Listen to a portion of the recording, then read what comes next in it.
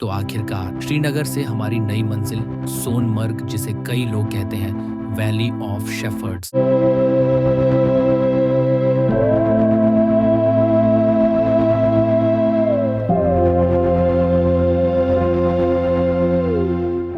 सुबह सुबह हम निकल पड़े श्रीनगर से। होटल से बाहर निकलते ही चारों ओर ताजगी और धुंध से ढका नजारा। गाड़ी में बैठकर हम चल दिए लगभग 80 किलोमीटर दूर पहलगाम की ओर।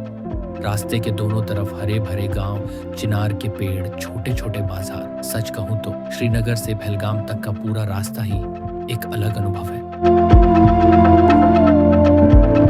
लेकिन खाली पेट ज्यादा देर चला नहीं जाता, तो बीच रास्ते में हम रुक गए एक दुकान पर गरम गरम कहवा और साथ में कश्मीरी नाश्ते के लिए। सच में सफर का मजा तो ऐसे छोटे छोटे ब्रेक्स में ही छुपा होता है।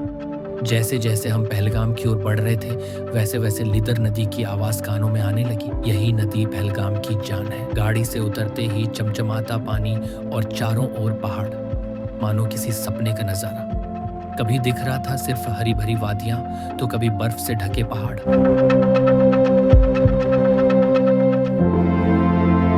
ऐसे रास्ते भी आए जहां लगा जैसे यह रास्ता सीधे स्वर्ग की ओर जा रहा है, हिमालय की ऊंचाइयों की तरफ। काफी रास्ता तय करने के बाद अब बस थोड़ी ही दूरी बाकी थी। जैसे जैसे आगे बढ़ते गए, दोनों ओर का नजारा बदलने लगा। अब बर्फ के ढेर नजर आने लगे। कुछ दिन पहले यहाँ इतनी ज्यादा बर्फबारी हुई थी कि रास्ता बंद हो गया था, और अब भी लोकल वर्कर बर्फ काटने का काम कर रहे थे। आखिरकार हम सोनमर्ग पहुंच ही गए। चारों ओर सिर्फ ग्लेशियर। सबसे पहले हम पहुंचे थाजीवास ग्लेशियर की तरफ। यहाँ एक बात जरूर ध्यान रखना, जैसे ही गाड़ी पार्क करोगे वहीं ब्रोकर आकर पकड़ लेंगे जूते, जैकेट और घोड़े किराए पर देने के लिए, ताकि तुम्हें ऊपर तक पहुंचा सके। लेकिन अगर स्मार्ट हो तो बस चुपचाप जूते किराए पर लो और पैदल ही निकल पड़ो। जहां ले जाया जाता है वहां आराम से 10 मिनट पैदल चलकर पहुंचा जा सकता है। अगर चलना ना चाहो तो 2000 से 3000 रुपए लगेंगे।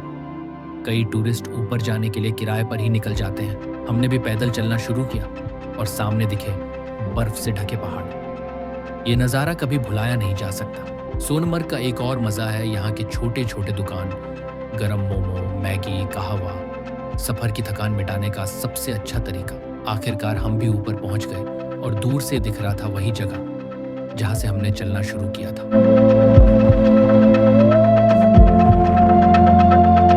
सच कहूं तो सिर्फ इस छोटे से रास्ते के लिए 2000 से 3000 रुपए देना बिल्कुल बेकार है। ऊपर हमें एक ही दुकान दिखी, वहां सबने थोड़े ज्यादा दाम देकर कहवा पिया और इस नज़ारे का मजा लिया।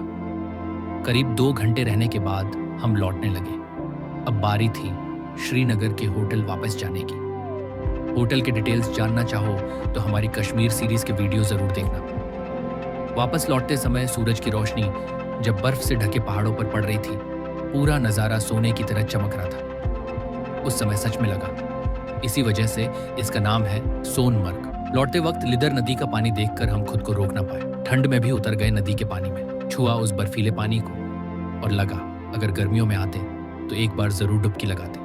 इस तरह हमारा सोनमर्ग का दिन भर का सफर पूरा हुआ। अगर तुम कश्मीर आओ तो कौन सी वैली सबसे पहले घूमना चाहोगे? सोनमर्ग, गुलमर्ग या पहलगाम? कमेंट में बताना।